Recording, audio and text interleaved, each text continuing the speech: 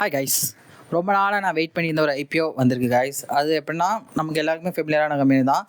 ஒரு diary company means எப்படின்னா நல்லாவே சவுத் இந்தியாவில் தயிர், பால், அதுக்கப்புறம் கண்டென்ஸ் மில்க் அந்த மாதிரிலாம், அதேமாதிரி பன்னீர் இதெல்லாம் ரொம்ப ஃபேமஸ். அதுதான் கைஸ் மில்கி மிஸ்ட்டோட ஐபிஓ. இந்த கம்பெனி நான் ரொம்ப நாள் எக்ஸ்பெக்ட் பண்ணியிருந்தேன், ஏன்னா அவங்களோட க்ரோத் நல்லாவே இருந்துச்சு. அதுவும் இல்லாமல் இப்போ ஒரு 1500 கோடி ரூபாய்க்கு ஐபிஓ வந்திருக்காங்க.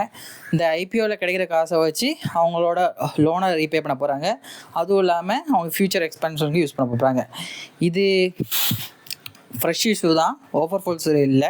அதனால் கொஞ்சம் நல்ல வேல்யூ இருக்கிற மாதிரி தான் எனக்கு தோணுது. அதுவும் இல்லாமல் லாங் டைமுக்கும் நல்லா இருக்கிற மாதிரி தான் தோணுது. இப்போ நான் ஆகிறது ஆகஸ்ட் 11 அதே மாதிரி க்ளோஸ் ஆகிறது ஆகஸ்ட் 13 க்ளோஸ் ஆகுது கைஸ்.